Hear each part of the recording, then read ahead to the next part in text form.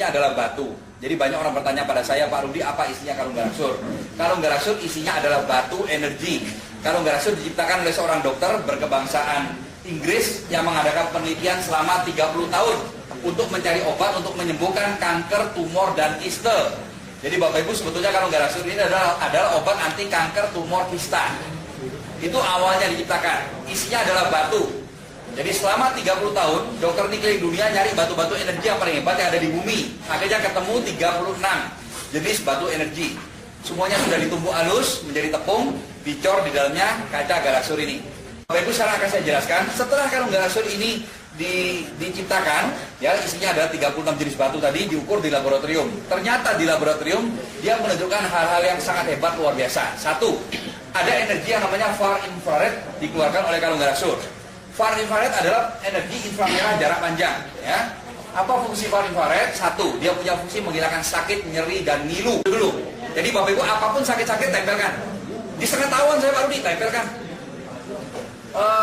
Kena setikaan, cepat tempelkan, ya, tidak mempan. Anak kecil kalau lari-lari jatuh, sandung, kepalanya kena lantai, cepat tempelkan. Tidak benjol, tidak jadi benjol. Kalau sudah jadi benjol, tempelkan, kempes lagi. Jadi pertama ngilangin sakit, nyeri, dan ngilu. Yang kedua, dia punya fungsi membuang racun. Jadi Bapak Ibu, racun bisa masuk badan kita dengan sengaja ataupun tidak sengaja.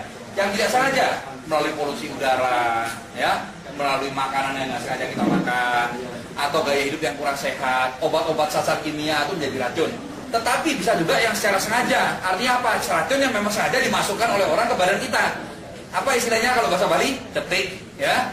Racun cetik. Tenang saja, semuanya akan disapu sama kalung garaksur. Cepat sekali disikatnya, begitu kita pakai kalung atau angkatan dari Tuhan, dari Sang Yang Widi, dari Allah. Jadi Bapak Ibu, karena kalung garaksur mengeluarkan kekuatan dari Tuhan, maka hebatnya luar biasa. Apapun yang bagus-bagus sama dia akan ditingkatkan, apapun yang jelek-jelek sama dia akan dihabisi.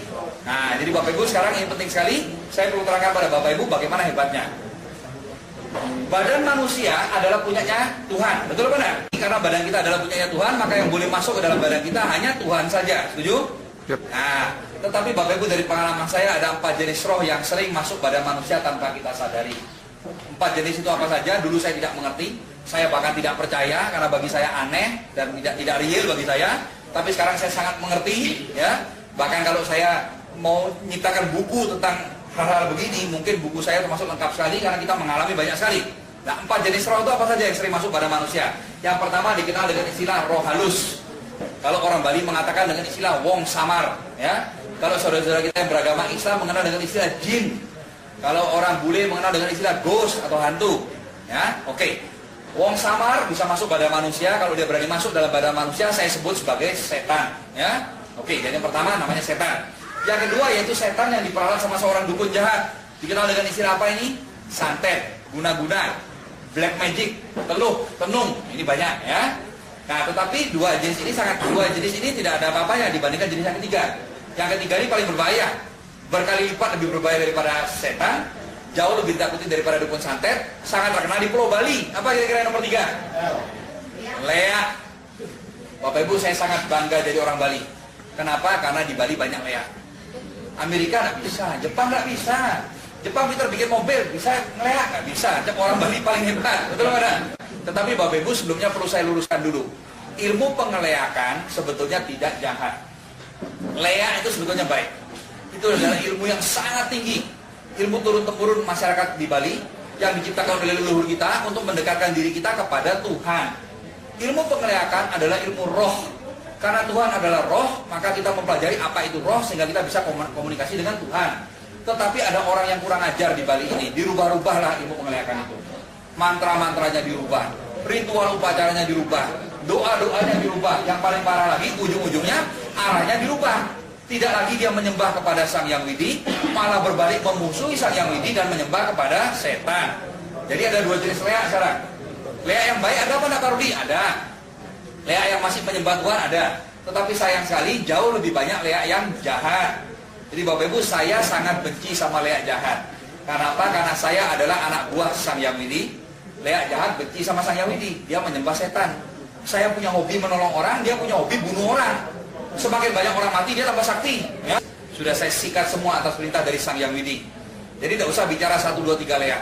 Mau semua leak di Bali suruh masaker, asalkan jahat ya, asalkan jahat, suruh masaker, suruh bersatu dah. Ayo lawan saya. Saya lawan sendirian aja, hanya dengan kekuatan dari Sang Hyang Widi dan kekuatan Tuhan. Yang menang siapa? Leak atau Tuhan? Tuhan. Dan saya selalu membuktikan, ya. Jadi Bapak Ibu berkali-kali saya katakan, bahkan saya sering juga direkam, saya katakan bagi yang belajar ilmu leak hitam segera berhenti, kembalilah kepada Tuhan.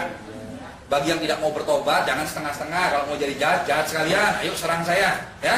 Jadi saya akan buktikan bahwa Tuhan itu Maha Kuasa. Jadi Bapak Ibu saya katakan bahwa sekarang Tuhan tidak sesabar dulu. Dulu Tuhan masih agak sabar. Ada leak kurang ajar ya dijamin. Sekarang Tuhan tidak sabar, ya. Minimal ada saya dan murid-murid saya. Jadi kalau ada leak yang mau nyakitin orang, maju aja. Saya juga sudah punya murid ratusan, kita akan sikat. Bahkan kalau boleh jujur, anak buah saya, murid-murid saya bekerja terlalu rajin. Sekarang ini leak-leak di Bali mau habis. Saya sedih terus terang aja ya. Aduh, dulu Bapak Ibu tahu, tanya Pak Sudarata, tanya Pak Bagus dulu ya. Setiap tanya Pak Arianto, setiap ada presentasi, wih bisa berapa kita ketemu leak? Iya mari. Bisa 3, 4, 5, 7 bisa gitu. Paling tidak 1, 2 itu pasti tiap presentasi. Orang baru saya keluar gini udah kayak di sana, kayak di sini. Sekarang kemana leaknya udah mulai habis. Sampai saya berpikir apakah ini salah saya bikin training energi. Jadi punya murid banyak, ada ratusan murid saya menyebar kemana-mana. Dari semua kabupaten di Bali, bahkan sampai keluar Bali, nyikat-nyikat leak ya. Apa perlu saya berhentikan ngasih training? Tapi kembali lagi Tuhan maunya supaya begitu. Ya biar dah supaya Bali jadi bersih, betul apa enggak? Nah, di antara kita, sekitar kita, keluarga kita, tetangga kita tidak tahu mereka katanya orang polos-polos, ternyata Ratu Lea, Raja Lea, ya ilmunya ternyata tinggi, kan begitu. Nah, tapi tenang saja, bagaimana Pak Rudi? Kita kan nggak tahu. Kalau kita pulang kampung, mana yang teman, mana yang sahabat, mana yang jahat, tenang saja. Dengan kalung galaksur, otomatis Bapak Ibu akan terprotek. Bagaimana cara kerja kalung galaksur? Bapak Ibu semua makhluk itu membutuhkan iklim tertentu untuk bisa hidup. Manusia juga butuh tertentu. Ada temperatur tertentu, kelembapan udara tertentu, dia perlu makan, dia perlu minum, dia perlu istirahat. Kalau terlalu panas dia mati, terlalu dingin dia mati, betul apa enggak? Nah, makhluk lain juga sama. Termasuk roh-roh lain, ya. Roh itu ada 2, ada roh baik, roh positif, ada roh negatif. Roh yang paling positif apa? Sang Hyang Widi, Tuhan. Roh yang negatif apa? Setan. Setan, leak, santet. Rohnya orang mati yang mengganggu orang hidup, itu roh negatif. Roh-roh itu kalau kena kalung galaksur tidak kuat. Karena kalung ini nanti kita akan buktikan dengan tester, mengeluarkan energi yang sangat kuat. Sehingga membuat suasana tinggal tidak nyaman bagi dia. Jadi kalau ada orang pegang kalung galaksur tidak kuat, berarti saya jamin 1000%. Di dalam badan dia ada setannya. Jadi Bapak Ibu kita pasang mata, pasang telinga. Siapapun juga kalau pakai kalung galaksur tidak kuat, muntah-muntah, pusing, tidak kuat, pengen dibuka kalungnya. Berarti pasti dalam badan dia ada setannya. Ya. Nah kalau kita mau ngetes ada keluarga, Pak Rudi kenapa keluarga saya tiba-tiba pemurung, tiba-tiba dia jadi diam saja. Suruh pakai kalung galaksur. Suruh pakai. Kalau memang dia bisa pakai ini berarti oke. Kalau dia ada isinya dia tidak mungkin berani. Takut dia, lihat aja udah takut. Pegang panas, ya, pegang gemeter dia atau muntah-muntah, pusing, batuk, seperti itu. Nah, karena setannya tidak kuat. Apa nih? Apa dia nih? Apa nih? Orang nak malu. Kaca yang takut. Kaca. Tempelan. Oh. Kayak nasa nih. Masa panas? Coba pakai sini. Mancing mandi. Aduh. Temen gak nih? Apa mulai? Cuma itu. Panas apa? Masa kaca kok panas? Nah, nih. Nah, Bani banyak nyakitin anak. Aduh. Ayo lihat dulu apa ini? Apa ini? Dulu sih apa ini? Coba tempelkan di kepalanya dulu gimana rasanya coba. Panas. Apa iki? Apa iki rasanya enak? Kopongan. Ya, aku kok difoto-foto gitu. Iya. Ular gitu.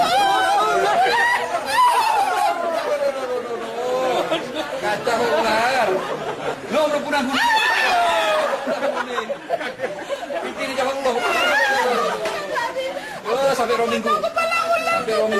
Kepala ular. Yuk. Biar putus ya. Dua minggu. Siapa jenengnya siapa ini?